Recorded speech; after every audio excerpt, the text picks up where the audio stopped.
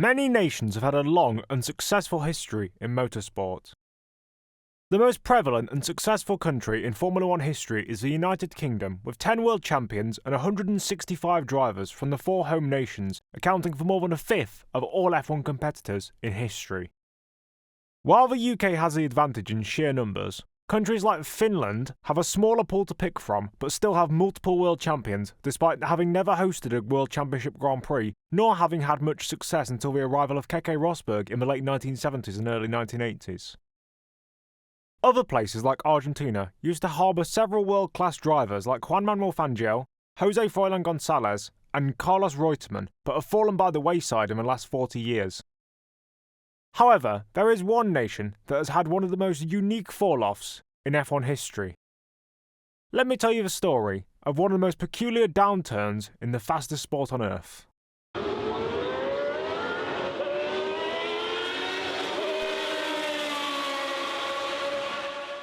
Manuel Fangio is in the lead on the last lap of the German Grand Prix. Jim Clark drives the Formula One Motorsport to victory on the racetracks of the world. And look at that! Out that, colossally, that's Mansell! That is Nigel Mansell! Alain Prost has taken the advantage. Senna is trying to go through on the inside, and it's happened immediately! This is amazing! Senna goes off at the first corner. And I've got to stop, because I've got a lump in my throat. If you take a glance at the first Formula One World Championship calendar from 1950, it's basically a collection of the most iconic circuits in racing history. Silverstone, Spa, Monza and Monaco are all still on the calendar today. Even though the Rem Gers circuit that hosted the first Formula One French Grand Prix stopped hosting the top category of motorsport after 1966 and closed altogether after 1972, many iconic moments in racing, such as the iconic Race of the Century in the 1953 event, make the circuit stand out. While the French have had a fractious and ever-changing relationship with Formula One, having used the second most tracks for one country in history, on 7, only behind the United States on 10, there's no doubt that on purely historical terms, there is no reason there shouldn't be a French Grand Prix every single year in what is the birthplace of modern motorsport, having held the first official car race between Paris and Bordeaux in 1894 and the first ever Grand Prix in 1906. Speaking of a country we just mentioned, the United States was represented as a location on the first F1 calendar, however this one comes with a massive asterisk.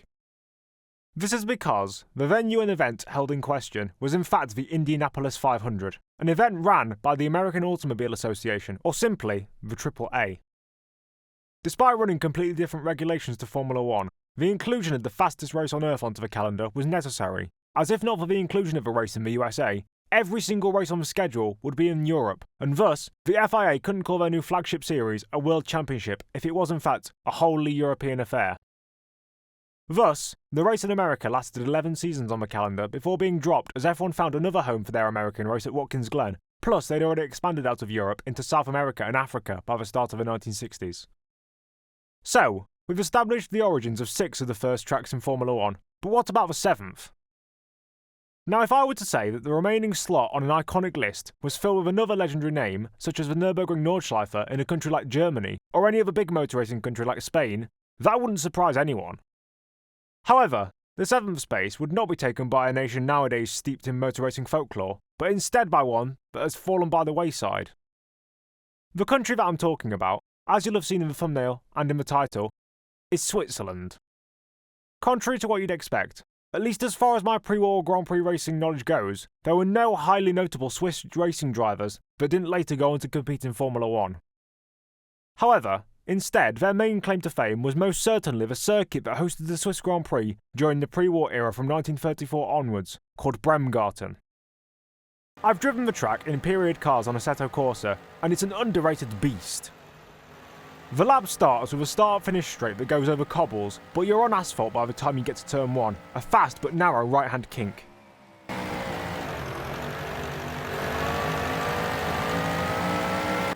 Then you go massively downhill, before going back up as you go past a house that is conveniently parked about 2 centimetres away from the edge of the track.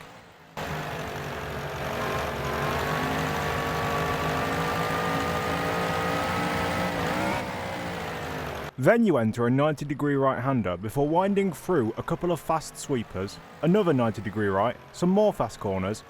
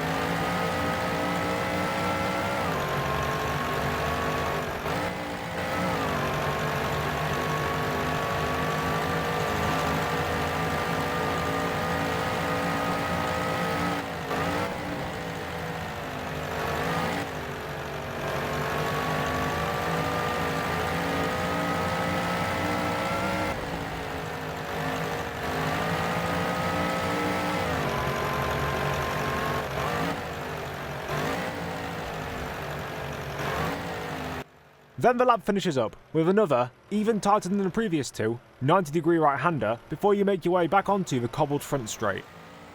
It's a typical 1950s circuit held on public roads, similar to Rennes in bordering France, and it's really fun to drive, but dangerous and sketchy as anything in so many places. I'll let the rest of the lap play out if I've not already finished commentating over it.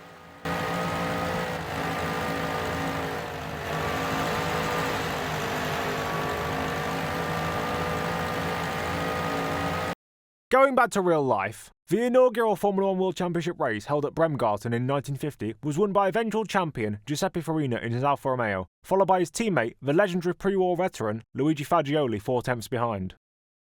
Third was Louis Rosier for the Talbot Largo team, fourth was the Maserati of Prince Birabongsi Banudej of Siam, now Thailand, and fifth was Felice Bonetto, also in the Maserati.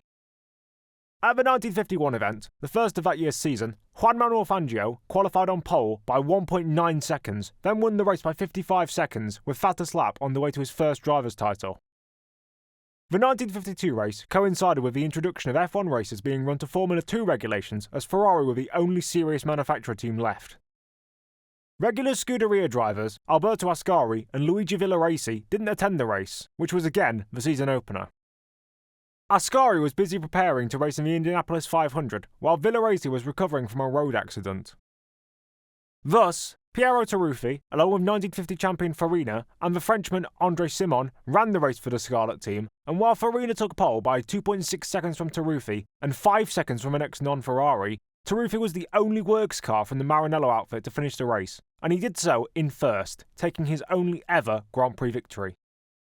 A local driver, who was also running a Ferrari, Rudi Fischer, came in second and claimed the first Swiss driver podium finish in F1 history, while John Berra took his first career podium for Gordini. 1953 saw Ascari win with fastest lap on the way to his second runaway championship, while Fangio became the circuit's first F1 repeat winner in 1954.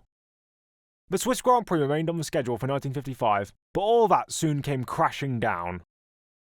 The Le Mans disaster, which killed 84 people and injured hundreds more, caused safety at many tracks to be brought into question, and many countries put a temporary ban on motor racing until tracks could be improved.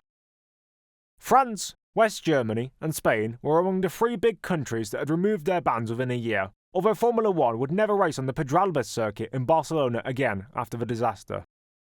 Another casualty of Le Mans was the Bremgarten circuit, as it was immediately closed in 1955 due to safety concerns. Furthermore, unlike most countries, Switzerland didn't uplift its ban on motor racing. any aspiring Swiss drivers would have to compete in hill climb or time trial events, the only ones exempt from the ban. Thus, without a Grand Prix or any racing infrastructure at all, participation in Formula One massively decreased in the European country. The truly awful Ottorino Volontario was the only Swiss driver to compete in the 50s post-1955, and both Michael May and Peter Monteverdi competed in the 1961 season, although Monteverdi never started a race, having withdrawn his entry to the German Grand Prix on the Nordschleife. However, a ray of hope came in 1962 when a driver called Joe Siffert began his F1 journey. He ran privateer Lotuses in a handful of races unsuccessfully in his first year, but at the 1963 French Grand Prix scored his country's first points finish in 11 years by getting 6th place. For 1964, he switched over to driving Brabhams, and he scored a 4th place at the Nürburgring Nordschleife, then scored 3rd place in a podium at Watkins Glen. After a few dull years, he went back to driving Lotuses and took the first win for a Swiss driver in F1 history at Brands Hatch in 1968. He also dabbled in endurance racing starting that year, taking wins at the 12 Hours of Sebring, 24 Hours of Daytona, 6 Hours of Nürburgring, 1,000 kilometers of Zeltweg, 1,000 kilometers of Brands Hatch, and another endurance race at Ennepegusa. He scored a few podium finishes in F1 in 1969, as well as winning the 6 Hours of Nürburgring again, the 6 Hours of Spa, the 1,000 kilometers of Zeltweg again, along with the 1,000 kilometers of Monza, and the 6 Hours of Watkins Glen. His 1970 F1 season was dull, although he took his second win on the bounce in the 6 Hours of Spa and his third consecutive win at Zeltweg. However, while an established driver floundered in Formula One, an up-and-coming new guy shone. Clay Regazzoni had driven in European Formula 2 in 1968 and 69 and started the 1970 season in the same series well, winning at the second round in Hockenheim and taking second place at the 4th race in Rouen. However, his F1 journey began right there, as Ferrari needed a second driver to partner Jackie Ickx. From the 4th round in Belgium, he alternated the seat with the young Italian Ignazio Giunti, and Regazzoni made his Grand Prix debut at Zandvoort, finishing 4th. Giunti raced at Girard, but Clay took the seat full-time from there on in. In what was a very strange season, a topic I've covered in full in another video in the top right corner of your screen, Clay had a fantastic final 7 races of the year. After finishing 4th in Brands Hatch, then retiring on the Nordschleife, he took his first career podium on the Österreichring in Austria, before winning the Italian Grand Prix for his team's home race in only his 5th Grand Prix start. Second in Mont Tremblant was followed by 13th and 7 laps down in Watkins Glen, but he took pole position and finished in 2nd place at the season finale in Mexico City. Despite only doing 2/3 of the season, Regazzoni finished in 3rd place in the driver's standings, and had he competed during the entire year, he wouldn't have exactly been an extremely wayward shout to become a debutant world champion. His 1971 campaign was less successful, as the Scarlet team was blighted with mechanical problems, as Regazzoni retired from 7 of the 11 events that made up the World Championship. In the 4 remaining rounds, he scored 3 third places and a 6th place, showing he was fast, but what about Siffert? Siffert had his best F1 Championship finish in 1971, however, it was with a massive caveat. 9 of his 19 points came from his Grand Slam that he scored at the Austrian Grand Prix, and he scored 6th in Zandvoort, 4th in Paul Ricard, and 2nd at the last race of the year in Watkins Glen, which put him 5th in the standings, ahead of Regazzoni. However, less than a month after the season finale, Siffert was killed in an accident at a non-championship race held at the track where he won his first Grand Prix, Brands Hatch. He was 35. Several safety systems, including 3 fire extinguishers, had failed, which resulted in his death, and several procedures, including air being pumped into the driver's helmet after accidents, were introduced in the aftermath of Siffert's passing. This left Regazzoni to fly the lone flag for Switzerland in Formula One, after Silvio Moser fell off the grid at the end of 1971. Regazzoni was a staple of F1 through the 1970s, as he drove for Ferrari in 2 separate stints, as well as BRM in 1973 as teammate to Niki Lauda, who followed him to Ferrari for 1974. He took 3 more wins to the Maranello team, including a Grand Slam at the 1976 Long Beach race, then moved to the smaller teams of Ensign, then Shadow in 1977 and 78 respectively. He then joined Williams just as they became a competitive force in 1979 and took the team's first win in Silverstone, along with several podiums. He moved back to Ensign in 1980, but at the 4th round in Long Beach, he lost the brakes on his car, hit a parked car, and then hit a concrete barrier at 150 miles an hour, which gave him spinal damage and thus put an end to his F1 career. Regazzoni was already 40 by the time of his career-ending crash, but nonetheless couldn't end his career on his own terms. The likes of Joe von Lantern and Loris Kessel had made cameo appearances in the mid-70s, however it was Mark Schurer who took over the Swiss F1 representation going into the 1980s. However, he mostly drove for lower midfield or backmarker teams such as Ensign, Arrows and Theodore, although he did have a late-season cameo with Brabham in 1985. Schurer never got a podium, but got a best result of 2 fourth places in Yaccarapagua in 1981 and Monza in 1985. However, like Regazzoni, he suffered a career-ending crash midway through the 1986 season while driving in a rally event, a crash that killed his co-driver. What is it with Swiss F1 drivers and having career-ending or fatal accidents? Since Schurer's retirement, drivers from his country have been few and far between. Franco Farini started 2 races for Osella in 1987, while Gregor Wojtek drove for the likes of Eurobrunn, Real, Brabham and Onyx during the 1989 and 1990 seasons. Andrea Chiesa drove for Fondmetal in 1992, then the infamous Jean-Denis Delatraz did a few races with Larousse and Pacific in 1994 and 1995. However, after that it was quiet on the drivers' front for Switzerland.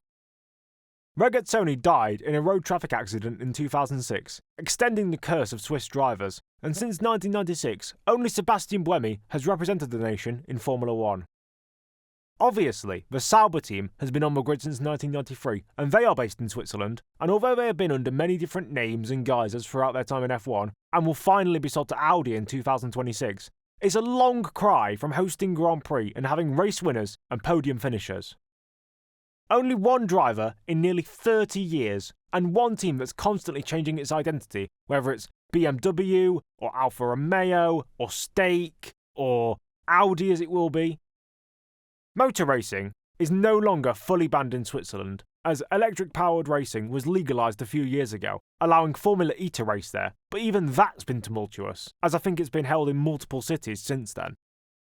It seems that every single time a Swiss track, driver or team is in motorsport, there's some curse put on it that means it doesn't reach its potential. It's strange really, all that history in the early years of F1, only to be completely out of it at several points. We're unlikely to see a Swiss driver in F1 soon, as your best bet is probably Louis Delatraz, who was last relevant in an F1 sense about 5 years ago. And we're unlikely to get any new teams or tracks, so it seems the country will just keep fading into obscurity. It's a shame really, considering their history, but it's the case with many nations, such as Argentina, who I mentioned earlier, but sometimes that's just how the cookie crumbles, or in Switzerland, how the taxes tumble. Anyways, with that being said, that's the end of the video. I hope you enjoyed me documenting the history of Switzerland's involvement in Formula 1, and if you did enjoy, remember to like, comment and subscribe to see more content from me in the future. Big shout out, as always, to my Patreon subscribers, Andy Lamberts and Ayman Al Dawdi, who get early access to videos before they go live, and other perks. You can subscribe to my Patreon and follow my Instagram with the links in the description, but without further ado, I'm Nedzo, and I'll see you all later. Bye!